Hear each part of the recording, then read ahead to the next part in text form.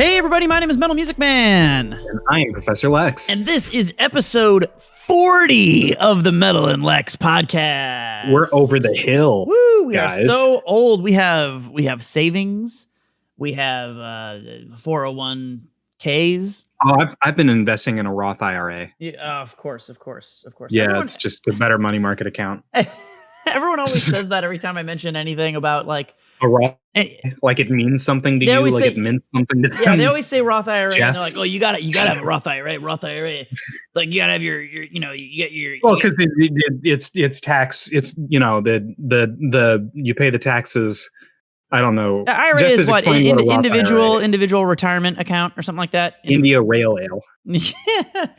No, it's something like you put the money in and you only get taxed when you take it out. You don't get taxed when you put it in, or you get taxed when you put it in, not when you take it out. I don't remember. Yeah. It goes some way. I don't care. I have another thing for my work. I'm not that interested. I'm gonna die in the street. We're all gonna be dead. I'm gonna die in the street. I'm gonna get fucked by like a bunch of stray cats. I'm gonna get fucked to death. They're gonna eat my face, and I'm gonna be like, I deserve this. and that'll be the end of me. That'll be the end of me. No, I have my other things. Those I don't know. Whatever. There's a thing I get for work. I work for a nonprofit, so it's a 403b as opposed to a 401k. I don't understand the differences. The money goes in. It's auto deducted. It gets matched. And one day you'll retire. I don't think about it. Yeah, I don't think about it. What the fuck ever. Anyway, this episode, we're going to talk about some awards. It's the Game Awards, as our viewers can tell from the way that we are dressed, as we both have very sharp-looking suits and ties. Yes. We are your hosts for the real Game Awards, not the fake Game Awards hosted by the Dorito Pope. The Dorito Pope? Jeff Keighley. Who's Jeff Keighley? Do you know the Game Awards? No, this is okay. No, let's pause on this for a minute, because this is something that drives me. No.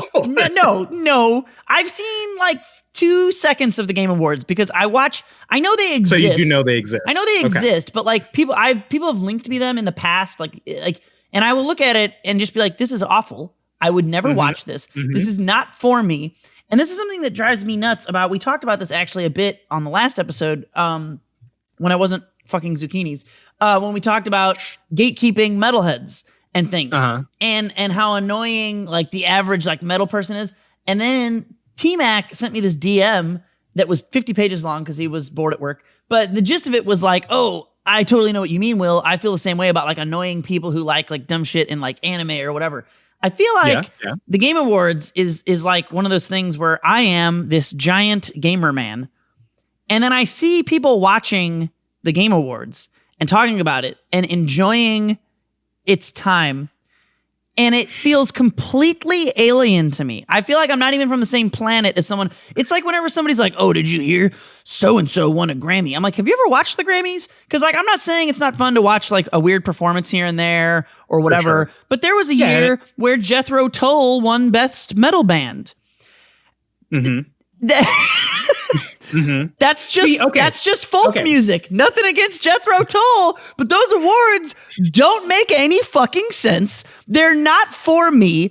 They're a tragedy and a shit show, and I do not understand how anyone takes any of them seriously. Like, oh, I can't believe such and such movie got snubbed at the Academy Awards. Have you watched the Academy Awards? Because they're not about what movies are good. They're not about that. They're about like basically advertising movies to my mom while she like just, has the TV on in the background, right? It's for people who aren't paying attention. They're not in the know. And the Game Awards are the same shit, but they're even worse because video games are actually cool, bro. Why do we need, we don't need to be like the Academy Awards. So if I may, for the past 4-5 years when the Game Awards come on, I watched them. I'll go over to, not this year, I'll go over to a friend's house. It'll be a bunch of us and we'll sit around, we'll drink and we'll watch the awards, and I'll just scream and get angrier and angrier. And so I feel like my experience of the Game Awards might be slightly different from yours, because all I do is just indulge in digital self-harm. and just like scream into television about how they're wrong about sound design. It's the same. It's the same, but it's the same. But you have an unhealthy addiction, toxic relationship with this, and I just look at it and go, "Yeah, no, I'm not. No, yeah, no. You know better. You know to pull up. For me, I know it gets me when someone doesn't. Well, you at least understand it, but it gets me. What gets me is when someone comes to you and they like. We'll use the Academy Awards for an example, because I'll be like, didn't you? This movie's so good, it did or didn't get the Academy Award. It blah, won blah. the Academy Award. And it was it's nominated just yeah. I mean, I'll give you like a small passing. Like if something wins, I'm not going to say it means nothing, but it means pretty close to nothing. It's a subjective measure. Yeah. Oh God, dude. Yeah. Things that do not have objective win criteria. Yes. Fucking drive me nuts. But it's not even that. Like even the subjective measure could be good if it was like a panel that made sense, but it's not, right? Yes. Like if you got like high-ranking industry professionals, you get Hideo Kojima, Masafumi Takada in a room, and they just like agree or disagree about what is good or good. Well, I don't even think that would be a fully accurate measure, because they're going to have certain things. They're also subjective, but like you get enough people. I think you need a good spread, but the point at the end of the day is that they don't have a good spread one way or another. No, and however they're doing it, it's wrong. Oh man, I just touched my finger and realized I have a new cat scratch on it. Sorry, that was very distracting. I didn't even know it was there until just now. I don't know when she got me. Anyway, it's always like if you don't get the right people, it's always going to be a problem. It'll always be subjective, but the problem is there are none of the right people right now. There's none of the right people. It's it's just a bunch not entirely true, because of course, at the Real Game Awards, which we are hosting currently in our suits and ties. Oh, yes. We have assembled we are the right people. Team. We have assembled a professional panel of high-ranking industry insiders. A crack team of us. Us, too. Yeah. We're giving out the awards. So you guys, you stay tuned. Make sure that you write at all of these people so that they know that they won the Real Game Awards. Yeah, they're going to win. After the fact. They're going to win some awards, dude. They're going to win. Yeah, it's a lot on the line here. Oh, my God. So anyway, that's what we're doing today. That's what we're doing. I guess since we're already here, we'll just dive in. But that's the plan. This was suggested. I have to give credit where it's due to Mr. Jeff. Of the dear listener Jeff of the Jeff and Susie Road Show, and it's like Antique Roadshow, but they don't have any antiques. They just like go places and tell people what they're worth. They travel town to town, showing up, judging other humans, not even their possessions, just the humans themselves. No, them. Yeah. You are worth. Just the humans themselves. You are not worth. You thought you were worth something? Actually, well, you have been appraised. Actually, you're two in the bush. Damn. Yeah. Oh my goodness. So anyway, so we're gonna go through some user suggested questions on our Twitter feed. Categories, I suppose, where they ask us what the best something is, and then we tell you what we think. Alex, as an informed gamer, whereas me as a real person who plays video games, we will have very different answers, because Alex is very informed and in the know and does all the things, and I only care about the things that I care about. So I will have some very applicable and not applicable answers depending on the questions that we go through. So anyway, that's the plan. I guess we'll start off. We want to go down the list, or did you want to jump in with one of the ones that's off list? Or what do you go ahead, and I'll jump in when the time is right. Okay, so the first one in my Twitter feed, as Twitter has organized them for me, which, by the way, we went and we tried to like make sense of this, but Twitter puts each of our responses in different orders because of the algorithm, so none of it matches, and it's horrible. So anyway, mine is T-Mac, and T-Mac says, any of these you can pick and choose. And like the good professional host that I am, I saw this tweet when T-Mac sent it, and I saw that it was 5 lines of text, and that the first line was you can pick and choose, and then I stopped reading. So here I am reading these categories for the first time. For the first time. We'll do all of these if they're good, or none of them. Yeah. Least favorite character to fight in any fighting game / Smash Award. Oh, that's a good one. One of your favorite gaming memories award. Oh, that's a good one too. Look at T-Mac go.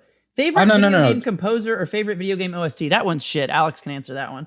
Oh, fuck you. Favorite. I saw his eyes light up and shit in the cereal before he could even get his word in. Favorite system startup sound ever? Okay, well that's not even a question. He has the answer in the question, and if you think differently, you're wrong. You're wrong. Okay. That's where we're starting. You're very wrong. Okay. So it's the GameCube, which he puts you want to parenthetically discuss in the question. The nominees? You want to do the nominees? It's the GameCube. It's the game. You can't just announce the winner. I am an award tyrant. You gave me this power. You should have known better. No, okay. So you tell me what you think it is, and I'll tell you why you're wrong. The official nominees, the GameCube startup noise, which is very cute. The PlayStation 2 sound of a piano falling out of a building. That one's wrong. The PlayStation 3's symphony startup every time you start. Definitely wrong. And then the dark horse for the category, the PlayStation 1 noise. No. I'll give you a small olive branch. I do think the PlayStation 3 one was actually pretty cool. Oh yeah, it's symphony. It's pretty cool. But anyway, the GameCube wins. Next category. We really should have had a third person. It's nothing beats that. But you can't even make the PlayStation 1 noise. That's why it's worse. It's not as memorable. No, it's better. No. It's better. It is memorable. I know what it sounds like. I can hear it. Anyone who hears me say the PlayStation 1 startup noise, immediately they can go there. Isn't that the one that's even like actually kind of terrifying? It like catches you off guard. It sounds like Come on, lean into it. Lean into that. Get out of here. No. God. The PlayStation 3 one will get runner-up. I'll give you PlayStation 3 runner-up. Okay, so I think we should do all of Todd's except for that crappy soundtrack one. You want to talk about the crappy soundtrack one? Yeah. Okay. So all right, it depends if we're limiting it to like it says favorite award. Final Fantasy X probably has just like the best soundtrack. I just recently finished playing that game as well. I would have said this even if I hadn't. One day I'll play it. It's beautiful. If we're talking about games that just came out like recently, I think Hades has actually a baller soundtrack. I've listened to it despite not playing the game. So I don't even know what that game is. Okay, so Hades is the fourth Super Giant game. I get Super Giant and Supermassive confused because their names are the same. Mm-hmm. But they're the guys who did Bastion, Transistor, Pyre, and now Hades. I always heard Bastion had a great soundtrack. I bought it on sale and then never played it. Transistor, I think, is my favorite soundtrack out of all of them. But the point is, Darren Korb's a genius. Okay. Yeah. So there's your winner out there. All right. Hades is baller. All right, I have no dog in this race, but the guy who makes the Pillars of Eternity soundtrack follows me on Twitter. His name's Justin Bell, and it's the shit. Wow. How did you get him to follow you on Twitter? I talked about how awesome the songs were in that, and then I made some memes about it. There's this Pillars of Eternity 2. Pillars of Eternity 1 is a good soundtrack, but it's like very, like a lot of things in Pillars of Eternity 1, it's very just like, we are jacking off to the memory of Baldur's Gate. We don't know exactly who we are yet. This game is amazing, but it's a little less like its own thing, In Pillars of, it is a whole world. Don't get me wrong, but yeah, Pillars of Eternity 2, it really finds like kind of itself, and specifically the song that made me like make a bunch of memes about it is that there's this amazing song that plays when you go into the inns. There's different inns that you go to, and they have like different bard songs that are in the background. And anyway, one of them I could only describe it as like what like probably dubstep would have been in ye olden times. It's got this crazy, funky, heavy like bass thud, but it's got this like overture of like I don't even know what the instruments are, dude. It's got like a flute and a banjo. I don't even know. But you go in and it's just like, I remember the first time I walked in, I was like, I completely lost my train of thought and I just was like jamming into this fucking. So anyway, I made this tweet. I was like, what the fuck is this amazing club dubstep bard music in this inn? And I guess this dude was like tweet searching Googling Pillars himself? of Eternity 2 music. So he shows up in my mentions and he was like, oh man, like blah, blah, blah. And I'm like, who? Like, and I read the tweet and I'm like, who else knows about this game? And then I click on his profile and he's like the fucking guy who makes the music for this video game. And I was like, oh shit. And I was like, dude, it's one of them. And I was like, it's the fucking hypest shit ever. which one is it? So then he links me like all the soundtracks, and he's like, it's either this one or this one, like, and on YouTube. So then I find it, I'm like, it's definitely this one. So then I found the YouTube link and I tweeted like, "We up in the club," like, and then pasted that song, and he like retweeted it and followed me. Good. So anyway, I don't know anything about game soundtracks, so that's the only one that has made a mark on me recently. That's the only way I experienced it. If I can give a shout out, a runner up here, Masafumi Takada, who I accidentally mentioned earlier, has done work on Danganronpa, which has this like weird sort of jazzy, investigative, or maybe metal, or pardon me, not metal, techno, or maybe those are the same thing. Yeah, this is the same thing. Soundtrack in a game that's basically Survivor if a bear made you kill your friends. Oh, yeah, good game. But then also he's done an arrangement for I think like the title theme for the newest Smash. So, or maybe it's not the title theme. Nah, he's in it. He's in the soundtrack, and he also did like Digimon Cyber Sleuth. So the guy has a big resume. I like listening to him. He's good. Okay. Listen to more soundtracks, Will. I don't like implicitly dislike soundtracks or anything, but I don't listen to them very often. I mean, we talked about like the Freddy vs. Jason soundtrack in the last episode, but that doesn't really count because it's all like, popular modern normal music or whatever. And like, which there's something to be said about arranging proper songs. Like, what do you call it? Sure. There's a contemporary soundtrack versus a symphonic one or something. I forget. Yeah. So there's something to be said about like arranging that. Yeah, there's an art to that. I agree. But there haven't been very many soundtracks that really speak to me that are like original compositions. I mean, I might think the music is very good and fits very well, but it's not something I'm going to leave and listen to outside of the game very often. Play Final Fantasy X.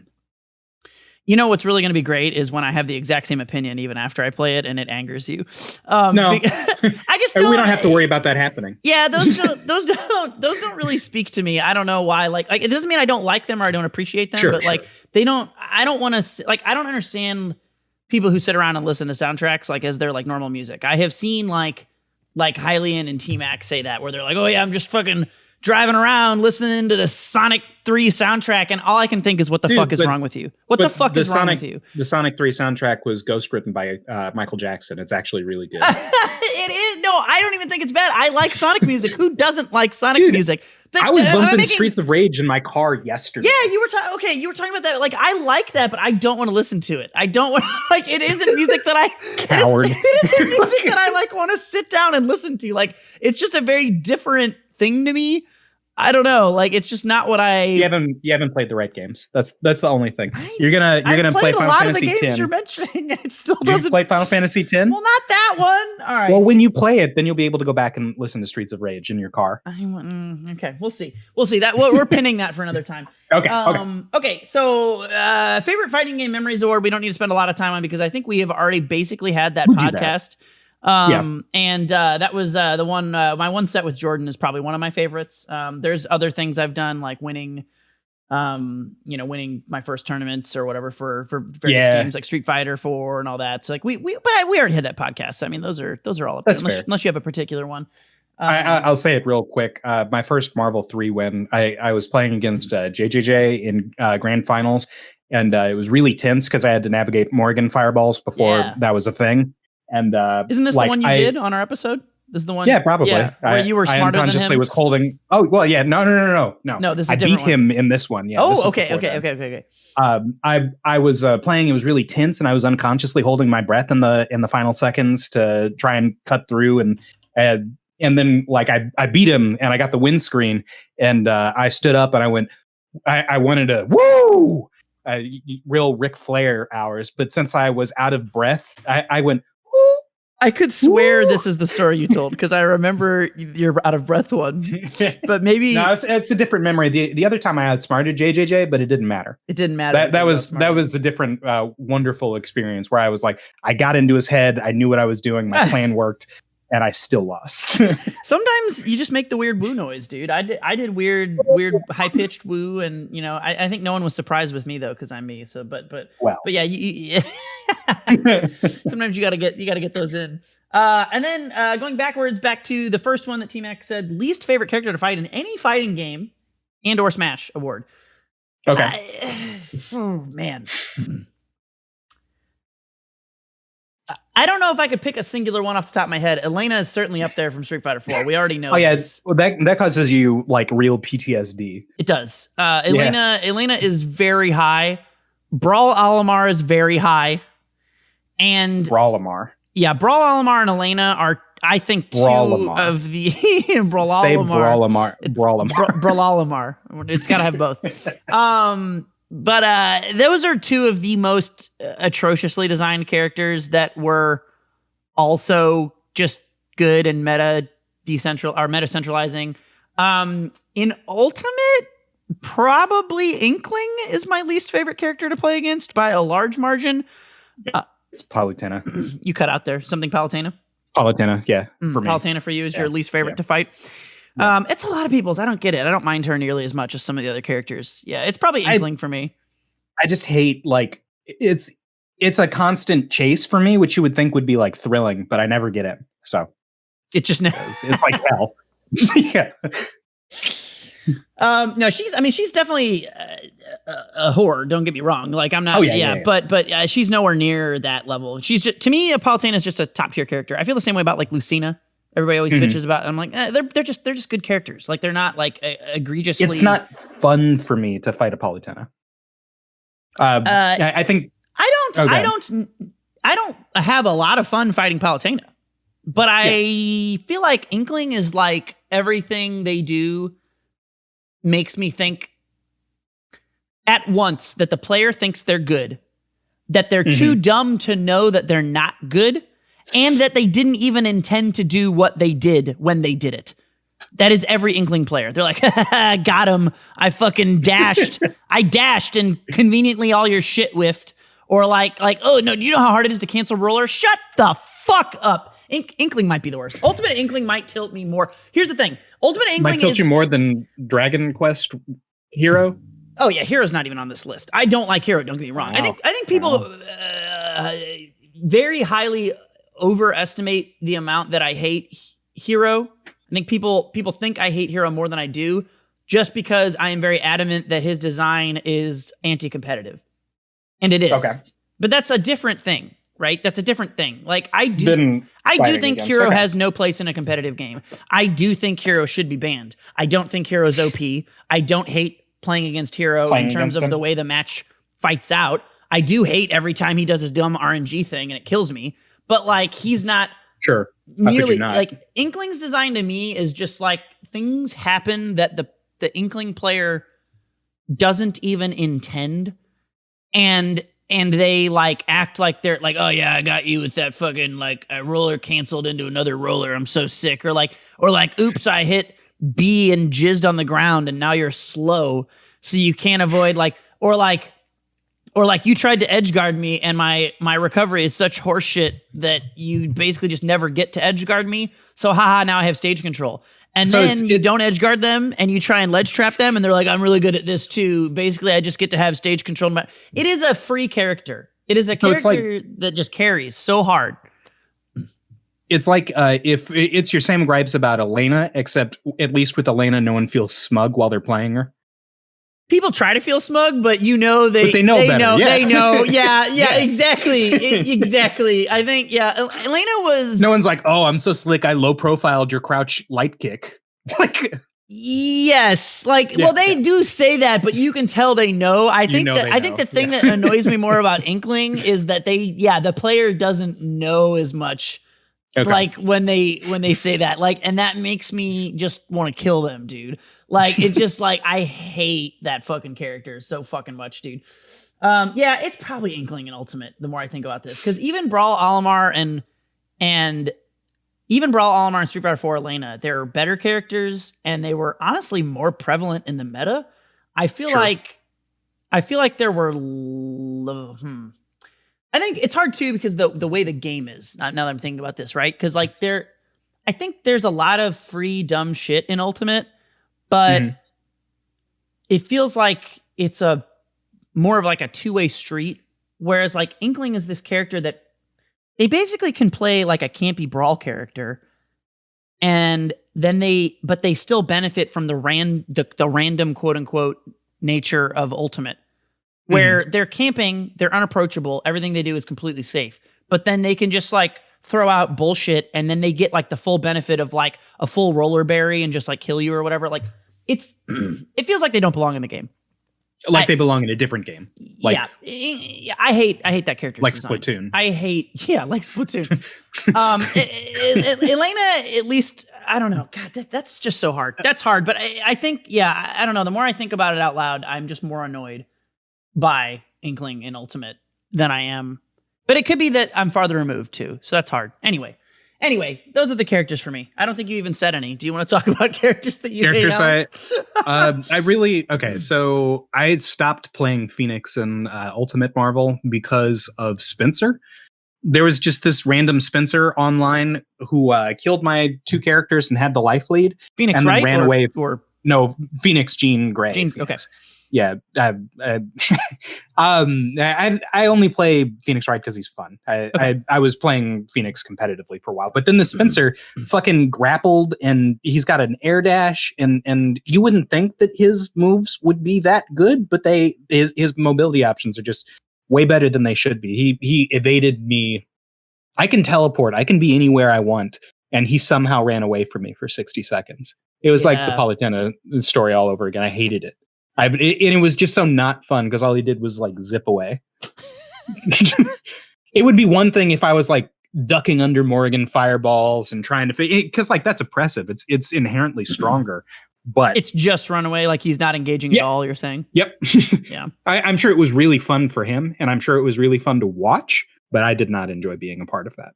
That reminds me, we should probably talk about Sonic in every Smash game because I think his design is terrible. It's terrible. I kind of like the not engaging strategy. I like the idea of runaway, but the problem with it is like you have to have. I think actually, which is just another reason to hate on Street Fighter V. Season 1 Street Fighter V Nash, I think, is a great example of a fantastic runaway character. Where he's like running around basically on ice skates, just zooming all over the place. He's really hard to pin down. But the way that game is, it's like when you hit somebody, they fucking die, right? So like you can definitely pin him down. You can still kill him. Yeah. Whereas, Sonic is just, it's really hard to tell what he's doing. A lot of his moves look similar. He just kind of like fishes and runs around a million miles an hour. His moves are the speed of sound. He's got places to go. He's got to follow. Well, it's not that he's fast though. It's like it's more that he can't.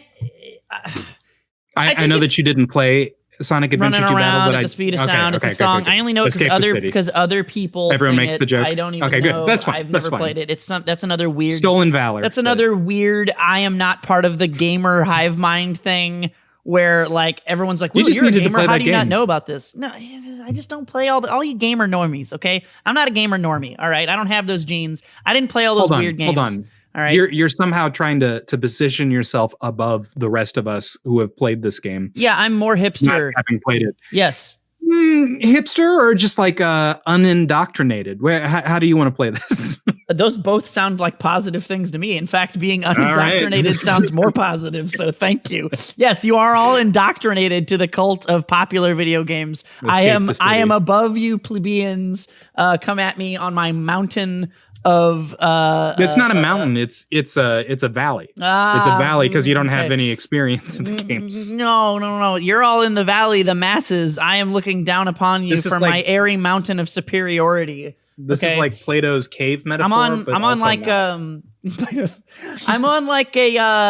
nest in the mountains, like an eagle's nest, perhaps. With my, I'm making a Nazi joke. I'm Hitler in this analogy. Oh no! Oh god. So anyway, canceled halfway through the Game Awards. Hey. Canceled. All right, so those are Todd's questions. Thank you for 10 million questions, Todd. As I scroll through, the next one in my list is from Hylian. Singular best move in any fighting game that you've played. Yeah, it has to be one that you played, so you can't complain about foot dive. Oh, I wouldn't, but yeah, you might. I won't. You're not picking foot dive either. No, okay, no. That's up there. No. This is hard. Singular. It was hard for me. I thought about this before, so I'll go ahead. Dive in. Yeah. In Gekito Ninja Taisen 4, Tamari, I definitely know what that chick game with is. the fan. Yeah, no, that's the best part of this. Everyone go look up competitive footage of Tamari from Gekito Ninja Tyson 4, GNT 4.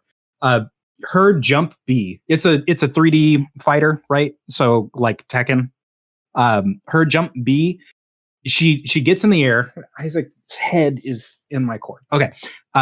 She gets in the air and then she comes down. She rides her fan down. They assume that you would do this from like full height, but if you do it really low to the ground, like Tiger Knee, but it's not a Tiger Knee input, you just press up and then B, like plank up and then B. Then she comes down with her fan onto the ground. You can't really whiff punish it. It hits all around her, so you can't sidestep it. It's plus on block. It's plus on hit.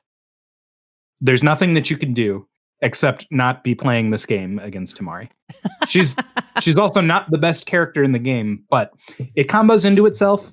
And if there's a burst system in that game, you can react to them bursting your jump B combo, your jump B infinite, and just turn around and throw them. And of course, throw combos into jump B, which combos into jump B.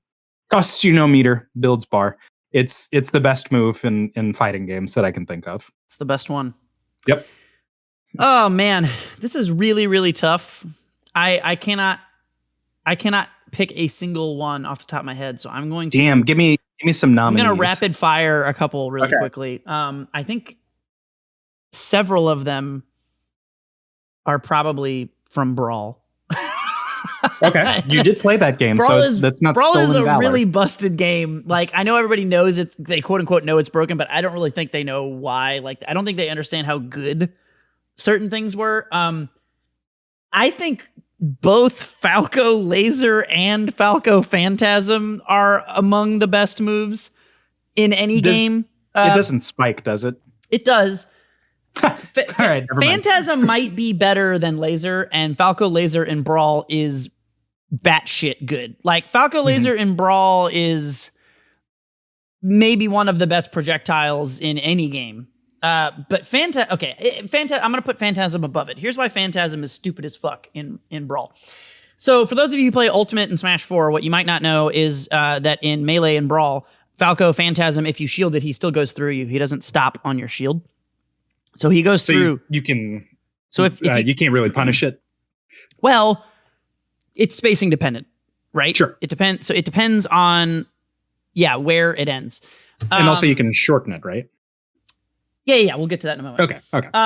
So it goes through your shield. Okay. So if I hit you, you get popped up in the air and I combo you, or if you're in the air, you get spiked and I tech chase you. But if you shield, I just go through you. Okay. So you can try and space it to where you're like farther back and go for a punish, or where you're closer up and then I just go through you and neutral gets reset. But the thing about it in that game, there's two things. The first thing is that the first like third of the animation is completely invincible. So the startup of Phantasm until a little under the halfway point, he is literally invincible. So can you just leave combos like that? It has some startup. So it's like the startup into like I said, a little less than halfway through the attack animation. So it's not frame 1 invincible. That would be insane. Sure, but that would be dumb. I don't remember what the startup of Phantasm is. I think it's pretty quick. I think it's like fucking somewhere between 5 and 10 frames. It's not slow. It's probably like 10-ish frames would be my guess. I think it's 7 in Ultimate. I think it's a little slower than that in Brawl startup maybe. But anyway, it's invincible. So the main thing that makes the move suck is that it has all this recovery at the end, right? You Phantasm and then he like goes, and he puts his wings out at the end. So the way you punish it is that you shield it, right? And he goes through you. And then when he goes through you, you punish the end lag.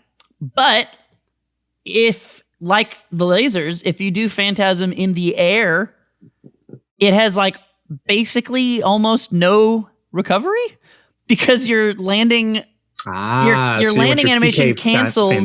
It cancels it. So it's called IAP, but yes, TK Phantasm is the right idea as a normal fighting game player. It's Tiger Knee Phantasm idea. Yeah, are you doing instant air Phantasm? Immediate aerial Phantasm. Yeah. So you guys are IAP. fucking weird. I was going to say IADs or instant air dashes. So maybe just had some guilty crossover, but I guess not. So you jump and immediately phantasm within like 1 or 2 frames. The startup is still really, really fast. You're invincible for the first third of it. You go through them, and as soon as you touch the ground within like 3 or 4 frames, you can act and shield and do whatever you want. So that's why Brawl Falco was a fucking nightmare, because you would laser phantasm, laser phantasm, and they couldn't really do anything except space it perfectly. So the only real downside to it in Brawl is that you couldn't act out of it once you landed or in the air, right? So like you could, if you did it as a recovery, that was it. You couldn't like in Ultimate where you jump, phantasm, jump again. You can't do any of that shit. But since you did the instant air phantasm, you quote unquote couldn't act out of it, but you would just land instantly because you were right above the ground and then just do whatever the fuck you wanted. So that's definitely up there. Yeah, his laser's dumb, but I mean, God, dude, Meta Knight Tornado is bonkers in that game. Snake Grenade was and is still really fucking good. Elena Crouch Jab in Ultra Street Fighter 4 is fucking insane. Elena Stand Light Kick from Street Fighter Cross Tekken. Really good. I don't even remember Cross Tekken well enough to know. You can fish with that button. It's a great whiff punish. It's a great footsie tool, and then it just leads into launcher combo, and then you can hurt somebody's feelings. Okay. Yeah, it's a good move. Ultimate runners up. Greninja Dash Attack is fucking definitely up there. Greninja Dash Attack is bonkers as fuck, dude. So yeah, I don't know. Anyway, those are some moves. I don't know. I'd have to think a lot longer and harder, but those are the ones I'm thinking of. Thank you, Hylian, for your question. Next in my list, there's all the fighting game ones in order on mine, I guess. Sure. Is from Level 40 Raichu on Twitter. Thank you for the question, sir. Most fun Street Fighter character to play as. Most fun Street Fighter character to play as. To play as. What a positive spin. Mm-hmm. Yeah. I always feel like I got a big brain when I play Dudley. SF4 Dudley specifically. Street Fighter 4 Dudley. Yeah. Because he's got high-low game. The combos are fun to do. That's rewarding feeling. Oh, wait, hold on. He said best Street Fighter character, most fun Street Fighter character to play as. Armika.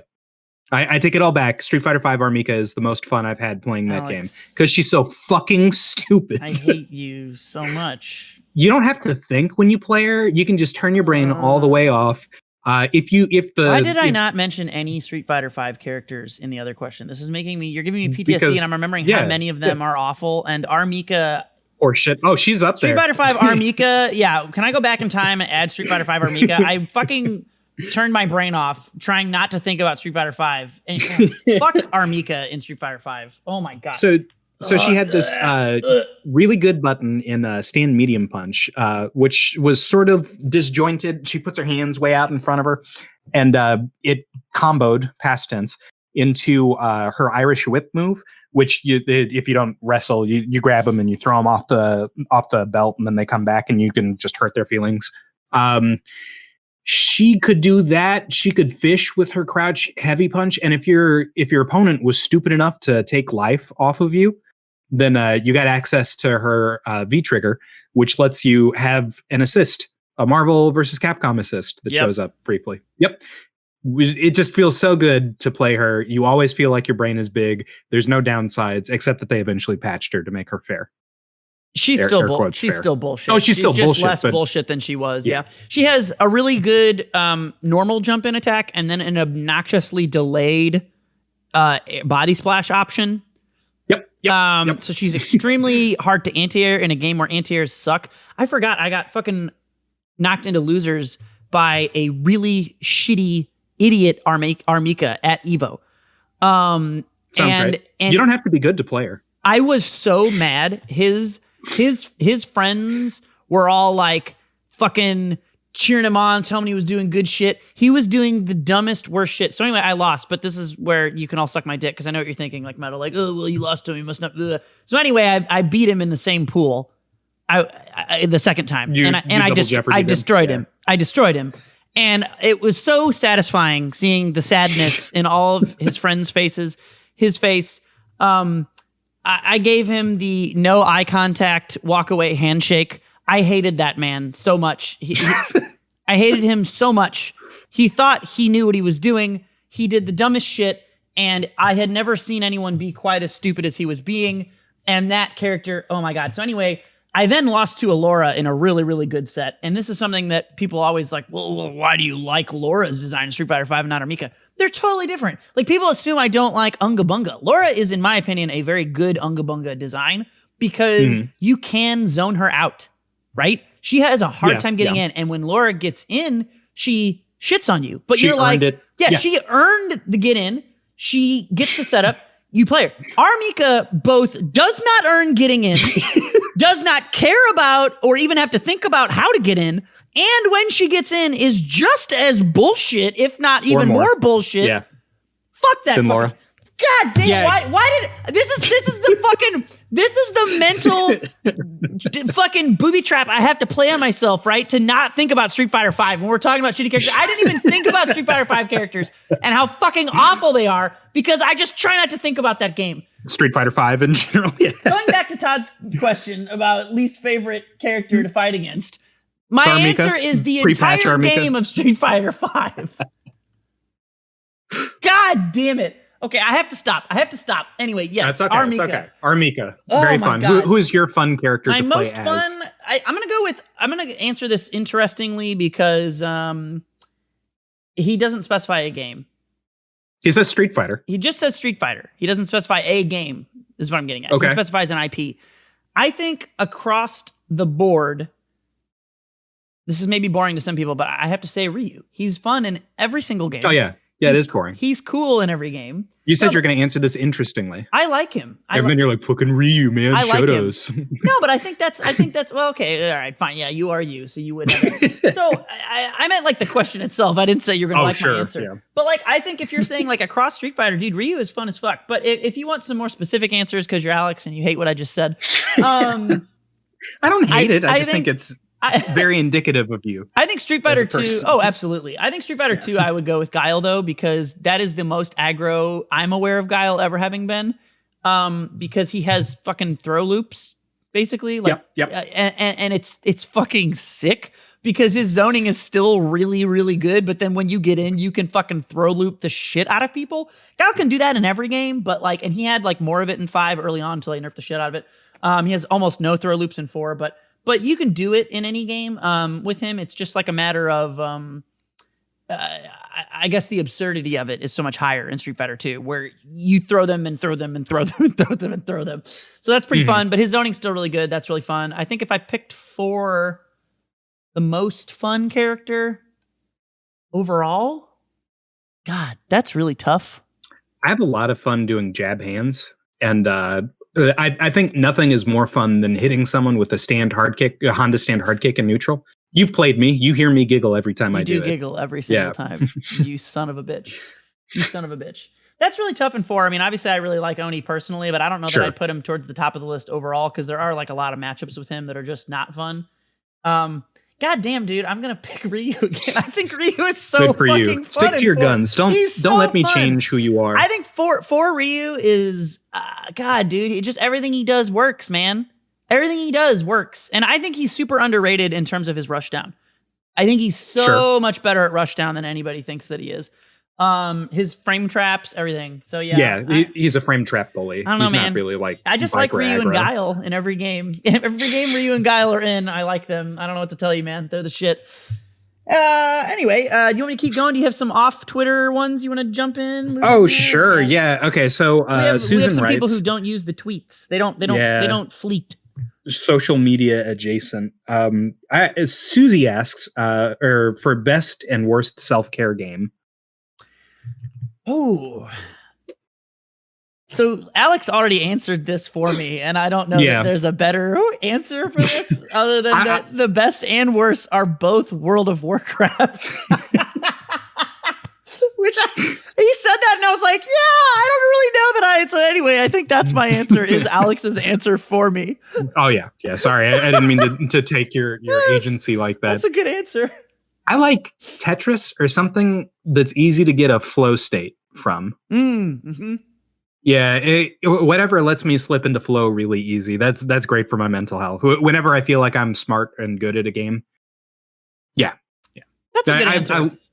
I learned how to do Storm's TAC Infinite yesterday, and then I was just doing it. And the thing about infinite combos is that you can do them until you stop.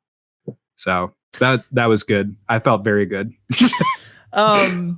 With Tetris, yeah. That's a good point. I mean, I like games because I mean that's what I like about fighting games, right? Is getting into flow, but they're not always the easiest one to get in, and then you also have to battle with the. But it's rewarding. It's more rewarding, but you have to battle with like the stress of things. So yeah, like there are games that are, like when you just want to chill and do stuff. I play. I really like Polybridge. Is a really fun one. If you've never played Polybridge, you just build bridges. You listen to fucking weird music in the background, tootle around on it, fuck around. That one's really fun. It's like $5 or some shit on Steam, I think. Like check it out. Polybridge 2. You build bridges and do ridiculous shit, like you try and ramp cars off of them. It's kind of like a weird, easier version of like the things that are fun about like something like The Sims or something, or Roller Coaster Tycoon, but it's a little it's like less addicting and more chill. Actual worst mental health game for me personally, as you witnessed very, very minorly 5 seconds ago, is Street Fighter V. I have never in my life experienced a game that I actually...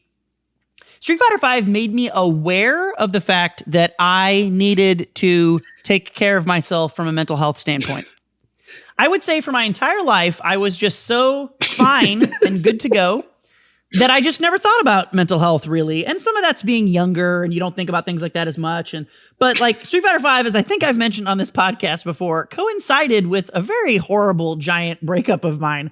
And I don't know which was worse. I legitimately think Street Fighter V, I got fucked up 2 ways at the same time. You trusted so much. Yeah, I have so many trust issues like in my life, and only like 50% of them at most are actually from my ex. At least the other half of them are from Street Fighter V. I have never felt so betrayed, so angered. I remember there was a I have a memory I don't think I'll ever forget, where I was at a Bar Wars, which was our local tournament.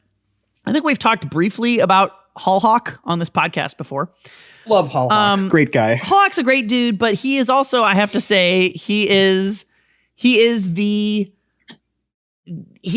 like stereotype hype black dude of the FGC in a lot of ways. And I'm illustrating this because, go ahead. I would like to point out he did that by defining the stereotype. He went to majors. I think that's really fair. I think that's really fair. Yeah, that's a good. Yeah, thank you for clarifying that because he is one of the dudes that definitely pioneered that. Shouting really loud. He's just fucking loud. He's hype as fuck. And what I will also say about Hall Hawk that I think he doesn't get enough credit for in this short of a caricature is he's generally very positive. While doing that, there are a lot of people who are a lot more negative than he is. But Hall Hawk has this superpower where he can literally just be like, suck that dick, oh, whatever. And like somehow even the person he's berating is like usually happy about it. Thank you. Yeah, he is, it's a superpower. So I'm going to give like a quick anecdote. I think I might have told this at one point on this podcast, but it's like fucking 20 or more episodes ago at this point. But another quick anecdote about him is like, I remember seeing him at Combo Breaker when you and I were there. And I remember he was like, MetalMusicMan, like, from the back or whatever. He's like, what's up? And I'm like, hey, Hall Hawk, and he's like, what are you doing? Playing fucking Smash Brothers? Fucking blah, blah. And I'm just like, yeah, dude, I'm playing Smash Brothers. Like, what are you doing? He's like, I'm trying to get fucking laid. And I'm like, all right, Hall Hawk, good for you, man. Like, fucking go get laid, And he's like, yeah, I'm gonna fucking get drunk. I'm gonna get so much fucking pussy. Let's go. So then I'm like, all right, dude, cool. So I played like, he saw me like on the tail end of a Smash friendly set with like you and someone else or something. I don't remember. So we played for maybe at most another 15 minutes. And then we were like, we're really hungry. We're going to get some food. So then we were like, all right, let's close up. We pack up our setup. We walk to go get some food. We walk by Hall Hawk. This is at most 15 minutes later. He is completely slumped over in a chair. He is like, he is so like, he is just complete, like, you could not slump any lower. He doesn't even make eye contact with me as I walk by. I'm like, Hall Hawk, what's up, man? He's like, I didn't get any pussy. This fucking sucks. So, like, he was immediately completely shut down. Like, I don't know if in his mind he thought he was gonna go ask someone. I didn't. Excuse me. He was just like, I got no. Like, he was so depressed. It was the biggest 180 ever. It was so funny to me. I will never forget that. So anyway, the real story with all of that I'm going to tell you guys is I'm at one of the. It wasn't super early because I was still kind of giving Street Fighter V a chance within season 1. As annoying as it was in a lot of ways, I played it pretty hard and enjoyed it. I didn't love it. They could have made Street Fighter V a good game after season 1. They could have actively make it worse. Yeah, they doubled down. They doubled down when they came out with the season 2 information.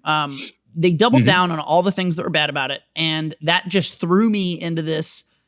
I was just depression. Like, I can't fathom this. So anyway, I remember being at one of the tournaments and I was like either doing commentary or I was standing next to the commentary booth. I don't remember, but some dumb fucking character like Mika was fighting some dumb fucking character and it was so dumb. It was so bad. And I just remember looking at it and be like, this is so stupid. I fucking hate this shit. I didn't really feel like I was going that hard in on it. To me, it was just very obvious that everything was dumb. And Hallhawk, quietly asides me. He's like, Will, we're playing Street Fighter V now, man. This is what we're playing. And I was just like, I just looked at him. I immediately got really angry. I almost went fuck you, what the fuck? Because it's Hallhawk. And then I looked in his face and he was just like completely demure. And I went home. I just went home. I was like, I fucking hate this game. What the fuck? And I didn't know how to reconcile that because I like. But you still haven't. I haven't. Yeah. I just can't. I just try not to think about the game. So anyway, worst game for me, definitely Street Fighter V. Not even for your mental health. Not even remotely close. Yeah, not even remotely close. I get kind of anxious when I play Fire Emblem because I feel like I can't play. Yeah, I feel like I can't play on anything except for Iron Man mode. I don't know how familiar you are with Fire Emblem as a core game series, not as they show up in Smash, but it's a tactical turn-based RPG. And the interesting thing about it is up until like 2011, when Fire Emblem Awakening came out, whenever that came out, up until then, when a character died, they were gone for good. Okay. When Awakening came out, and after that, they let you turn on non-permadeath mode, where when characters die, they just disappear for the battle and don't get experience. Mm-hmm. But I feel like that's not true to the nature of Fire Emblem, and this is a toxic gamer whatever thing of my own. Gamer moment. Yeah, toxic gamer moment. I feel like when it says, "Hey, do you want to play in safe mode?" It always reads as, "Hey, are you a little bitch? Are you a little baby bitch?" And so I say, "No, fuck you. I'm not a little baby bitch. Make my characters die." But then when they die, I get really sad because I like them. So then I restart the map. And so that it's not healthy. I haven't finished a Fire Emblem game in years. I think that reminds me a lot of there's a similar relationship if you play hardcore like ARPGs or something. Where you I'm getting blown up by my Instacart shopper on Schnucks right now, dropping off groceries. Oh, good. Okay, no, they left it. Okay, cool. Good. Thank God. But yeah, when you play like RPGs and like you die and you get so pissed, but then you like want to go back and play again. But I don't know. I think if you're restarting the game because you don't want your character to die, that doesn't sound unhealthy. I should just play. Oh no, it is. Because then you get so stressed and you can't play. I want to play Fire Emblem, but I also don't want my friends to die. It's horrible. It's horrible. It's horrible. Don't play Fire Emblem if you're looking to have a good time, or turn off permadeath mode and just be happy. You really think that's like bad for your health though? Like just like the potential. Well, nothing is going to compare to Street Fighter V. Yeah, I think that having characters that I sort of like in a story die when they don't have to is as bad as you going through a depression, losing all of your friends and alienating people. Yeah, it's the same. It's the exact same. All right, cool. I'm glad we got that out of the way. All right. So anyway, what was your next one in your anti-social media list? Oh, my anti-social media list. Okay, so Jeff sent some cucumbers to me, or not cucumbers, pardon me, zucchinis. Totally different vegetable, I guess. Totally different vegetable. Way sexier. And he was way sexier, I guess. And he was asking what the sexiest cucumber of the list is. I was thinking about how I was going to do this because there's just a bunch of pictures of zucchinis in here, and I'm supposed to rate which one is the most sexually attractive or something. And I was like, oh, Sexiest. maybe I'll link everyone these pictures, but I don't need to do that because all I need to tell everyone is that there is one zucchini in the list that is literally shaped like a dick, and I don't know how I would not pick that zucchini. How would how would I not pick that zucchini? I'm not saying it's the most appealing to me, but it certainly has the most sex appeal because it's the only zucchini that has sex appeal. Okay, so Jeff also linked a zucchini that looks sort of like a sex toy. No, it's the one right before the dick zucchini. A curved one? It doesn't look like a vibrator to me. I think it looks like I didn't say a vibrator. I said a sex toy. You think it looks like a butt plug? What do you think it looks like? What kind of sex toy? Like a rabbit. It's none that I own. A rabbiz? Rabbit. Isn't that, or is it a bunny? What do you? I don't know what you're talking about. No, I was going to say the sexiest one to me is the very first one that I sent with the little leaf on top because I think that's very coy. I think it's playing to get. Okay. Anyway, there's one that looks like a dick. If you've seen a dick before, that's Will's choice. That's what the zucchini looks like. That's what it looks like. Yeah. Just a dick and balls. Very funny. Yeah. As dicks go, it's not a great looking dick, but I mean it to me. But it's a zucchini, so it's a zucchini, yeah. Yeah. Well, anyway, makers can't be choosers, I guess. So there we are. Moving on. We got a few more. Oh, we got more? Okay. Go. Well, no, not for me. I mean, like on your Twitter. Yeah. Yeah, that's where I was going. Okay, so the next one on my list is from Pharaoh, and I just need to say that I hate you so much. Also, this is genius. I read this at like midnight when I was about to fall asleep when he sent it. Best carpet and tile in The Sims 2. So I now have to Google a list of all carpet and tile. I don't think they've got names, but there's this one. Okay, so if you Google Sims 2 carpet tiles and you go to that first result, there's the one that's third from the right on the bottom row. It's sort of a magenta color. What am I Googling again? Sims 2 carpet tiles. Sims 2 carpet tiles. Yeah, okay. It's from modthesims.in. Okay, I got it. Third from the right on the bottom row. There's a sort of magenta colored one. It's got a little bit of texture to it. That's my favorite. Third Boom. From the right on the bottom. Oh, that you would. That is you. It's very me. Oh yeah. A tile. So mine would be. If you say the black one, you're predictable. Yeah, that is it. The top left. So predictable. Yeah. Yep. Yeah. Yep. So yeah. There you go. There you go. Pharaoh. Thanks, Pharaoh. We did our best. We tried. That is the dumbest, worst question of all time. You should win an award for it. Da Vinci on Twitter asks, yes, the best dog in a game. So there's a dog in Kakariko Village that's more of a wolf, like a tame wolfos, from Cadence of Hyrule. It's just below where the crypt is, where you find the hibiscus potion to heal Link. You can pet the dog. Since you can't like attack in Kakariko Village, since it's a town, if you press the arrow direction at the wolf, you pet it, and the wolf is happy. Okay. I'm a simple man. And I'm going to give runner-up to Noish from Tales of Symphonia, who is definitely a dog. I don't know what that is, but all right. Yep.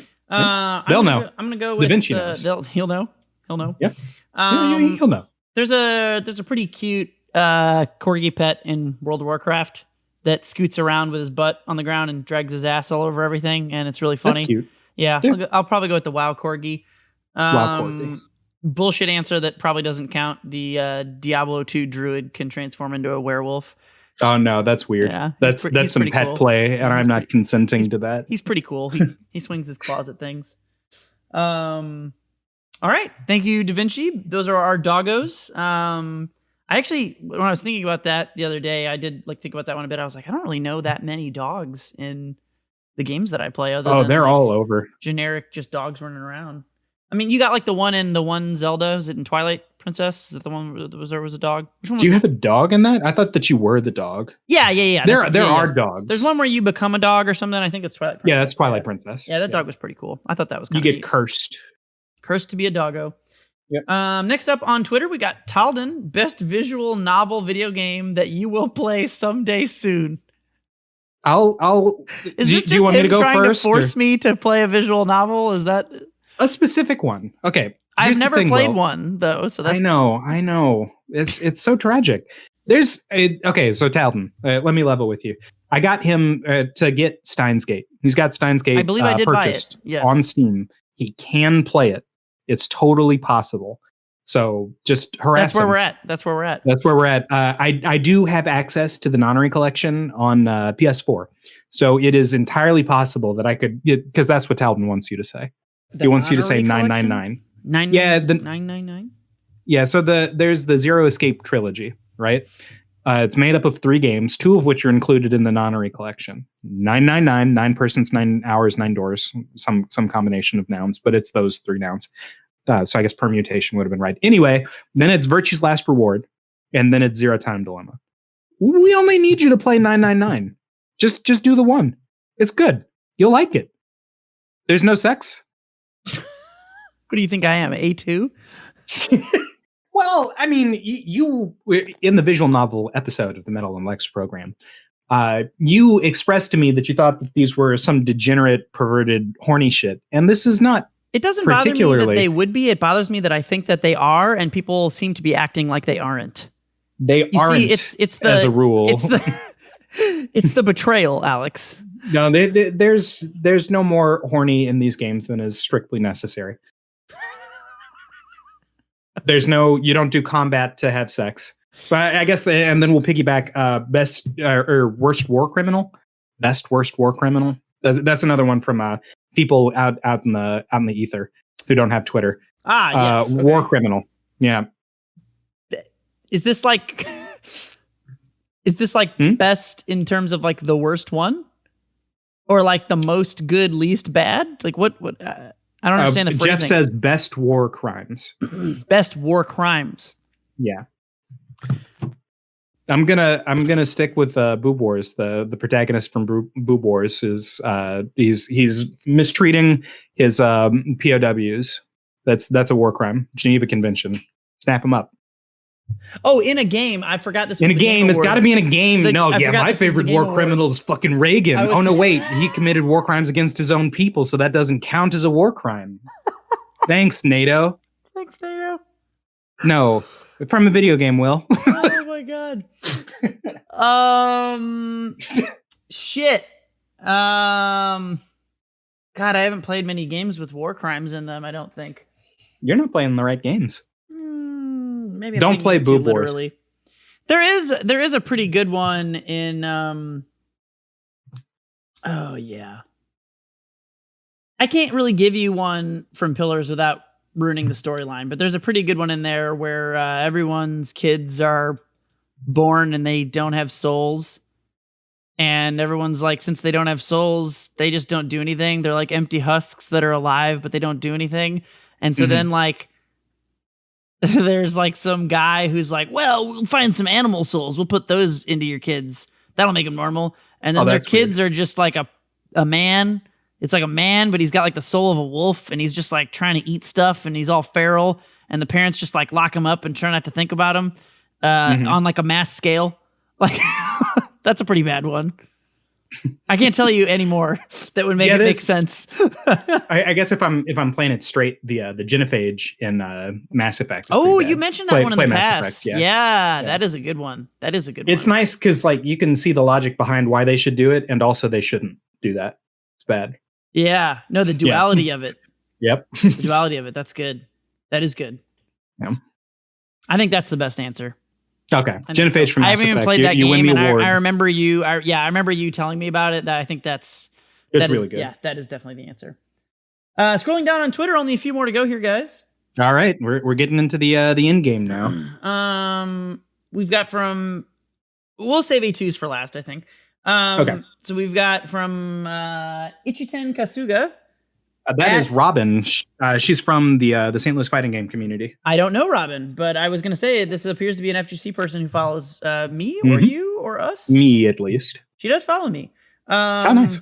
Thank you for listening to the podcast. I think this is the first person I've interacted with regard to this podcast that I didn't know and only know them from from choosing to partake in the podcast. So Mhm. thank you for making me and or us feel famous. So anyway, worst dads in gaming. Worst dads in gaming. I've got an obvious one. This is my pick. William Billy Birkin from Resident Evil 2. He is a scientist who is neglectful to his daughter, Sherry Birkin. But that's not the worst thing that he does. Then he turns into a G-virus monster, and the only way for him to propagate is to find someone with a close genetic structure to his.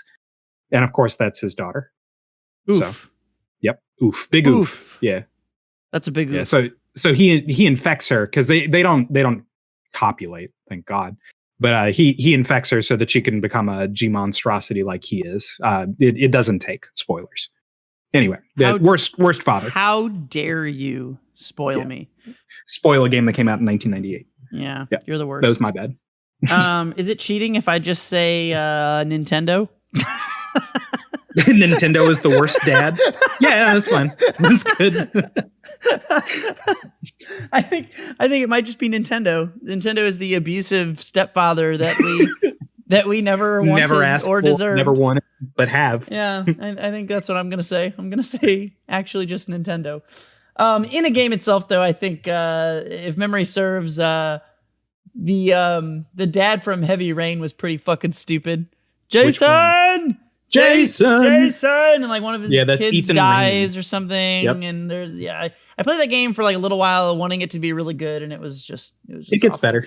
Does it really? Yeah. Okay. I like it. It was pretty awful, but I really liked Indigo Prophecy until it totally went off the rails. Then you should give Heavy Rain a shot because it gets on the rails the longer the game goes. See, Indigo Prophecy was the opposite. It started out really good, and it just got more and more ridiculous and stupid. Yeah, when the alien bugs showed up, it was so bad. Oh my god, oh god, it was bad. It was so neat until it was just the worst thing ever. God, it was so awful. Okay. Well, anyway, thank you for that Robin. question. Thank you. And now we have our final questions from A2. He's gonna say best and or worst. I guess best and. We'll say best and worst. This is a 2 question. Best and worst, all caps, designed character in Smash Ultimate. So we're not talking about balance. We're talking about who we think has the best and worst overall design of any character in the game. So my heart wants me to say Bayonetta, but I understand empirically that yes. But I understand empirically that the best design must be that which is most indicative, that upon which everything else is based. Your Ryu, to me, is how this reads. And to that extent, I'm going to say Marth. Okay, Marth is up there. Yeah, I agree. Because like I don't know if you have to think that it's the most overall, though. I think it's just like the most fully realized character that like things. Still Marth. Okay, yeah. Man, Marth is up there for me too. I don't know if that's my one or not, but Marth is specifically Marth and not Lucina, because Marth has a mission statement. Okay, I agree. Cool. No, I agree, and yeah, I think Marth is a really well made character. God, did you steal mine? I'm not sure. I'm going through the list right now. Yeah, probably. Yeah, Marth is a really well made character. He knows exactly what he's about. That's his mission statement, like you're saying. He has a specific range where he is most effective, and that's where you want to be. He's rewarded really well for doing certain things. He has a toolkit that makes him feel like basically everything he has a purpose. Yeah, Marth is really good. Hang on, let me go through here and look at. Ooh, well, okay, hang on. I've got one that will make people really angry. Let me scroll through a couple more times here on ultimateframedata.com and look at my characters. I might have said Marth if you hadn't. Sure. Since you have, I'm going back to the top. Oh yeah, I'm gonna piss people off. I think Young Link. Yink. So everyone's going to be mad because they're going to be like, but his aerials are so impressive. That's balance. You don't understand the question. So he's a fully realized character. Okay. That's balance. So yes, his aerial attacks should probably not be so advantaged. But again, that's balance. yeah, he has fantastic advantages and disadvantages.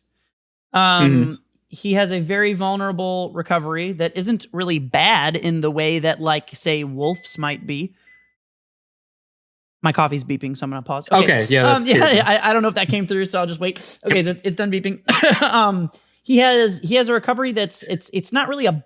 I mean, it is a bad recovery in the scheme of, like, I guess that it isn't good, but it's not like so bad that he just can't ever make it back. Crippling. He has to try. He has to make sure to do things correctly when he gets knocked off into that, and to me, that earns him a lot of the oppression that he has on stage.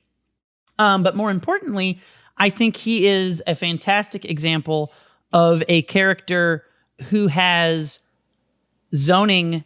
And this is where everyone will really get pissed off, because I never hear anyone say this. And the reason is because Smash players are fucking babies. He has zoning that is fun to play against.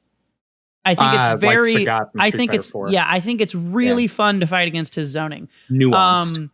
There are things to do. Yeah, there's a lot of nuance to it, things that work in different ways. He's got the boomerang and the arrows. You can dodge the arrows. He gets to combo off the arrows, but if you read him on an arrow, you get to punish him. Same for the boomerang. And then I will throw in a bit about balance, because the character is kind of bullshit in some ways.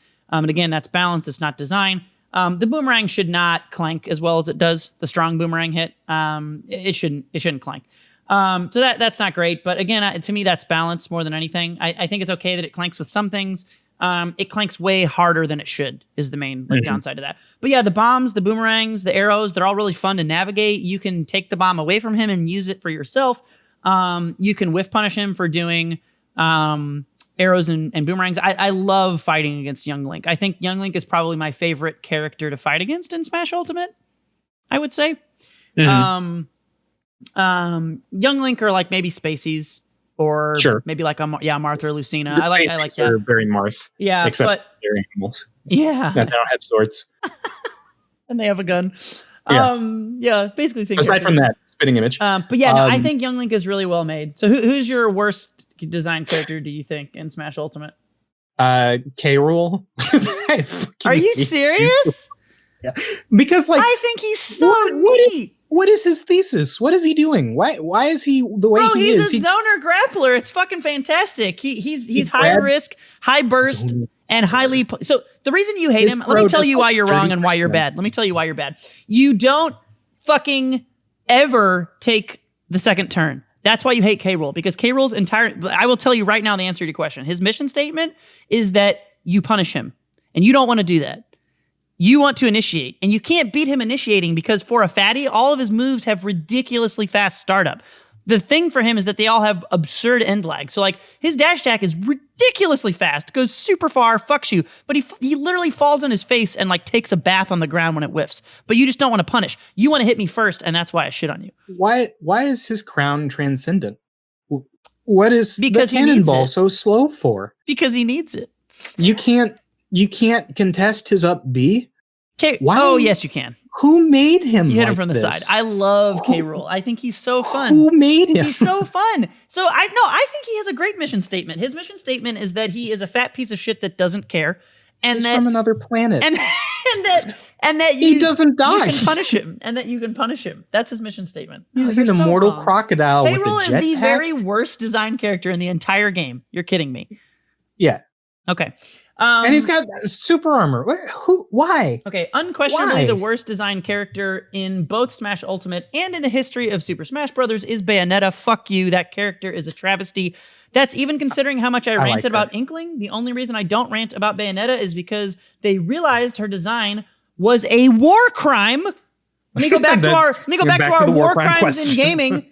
They realized her design was an actual war crime in Smash 4. That is the dumbest character I've ever seen, and the only reason it's not on my list is that I didn't play Smash 4 because Bayonetta was in it. No, I'm just kidding. That's one reason of many. I also didn't play Smash 4 because the whole game was shit. You didn't play it before. The whole game was shit. It was an awful game. You're a hipster. It was an awful game. Curmudgeon. He's a hipster on a mountain. Bayonetta's design is shit. Huh? Oh, curmudgeon. I thought you said on a mountain. I thought that was a callback from before. No, you're in a valley. Yeah, she's awful. She's just so bad, actually, in Ultimate that I don't mind as much that her design is such a travesty. That's the only reason I don't talk about her, because she's so bad that it doesn't matter, which is the only thing you can do with that character. You can't make that character that character good and not a polarizing problem. I don't think it's possible. She would be better suited to be in a Marvel game. Yeah, she literally does not belong in Smash. And I would say, even compared to like fucking Steve, Bayonetta is worse. No, Steve is another war crime. I hate Steve. He's stupid. He shouldn't be in the game. I wish he was deleted. Okay. But that is not as bad. All the dumb shit he can do is not as bad as what Bayonetta could do when she played how she's supposed to play, which in my opinion is Smash 4. Okay. But that's why her design is shit. She can't work. The game. She's being punished for Smash 4 existing. No, I think she played how she should have played in Smash 4 if you're going to put her in a game. I agree I agree with your assessment about Marvel. That's my point though. Is like you can't, and everyone's like, I wish you could do this, this, and this. Like, so you want every tournament to just be Bayonetta versus Bayonetta like it was for a million years? Like that's how it would be if she functioned how she quote unquote was supposed to. And then you wouldn't play Smash. You would just be playing Bayonetta versus Bayonetta. Atrocious character design. One of the worst character designs I've ever seen in any game. I don't know why I didn't talk about it before, other than that I never think about Smash 4 because that game was awful. But yeah, that character's terrible. Terrible. Honorable mention to Inkling, because Inkling is stupid. Honorable mention to Hero, because Hero doesn't deserve to exist. Honorable mention to Steve, because Steve doesn't deserve to exist. Hate Steve. Yeah. Fuck Steve. All my homies hate Steve. Yeah, fuck that shit. Yeah. We did it. Those are the awards. We did it. We made it through all the questions. Those are the Congratulations awards. To the winners. Congratulations to the winners. You win nothing. And you barely win the award. To the losers, you have lost everything. Congratulations. Do better. Be better.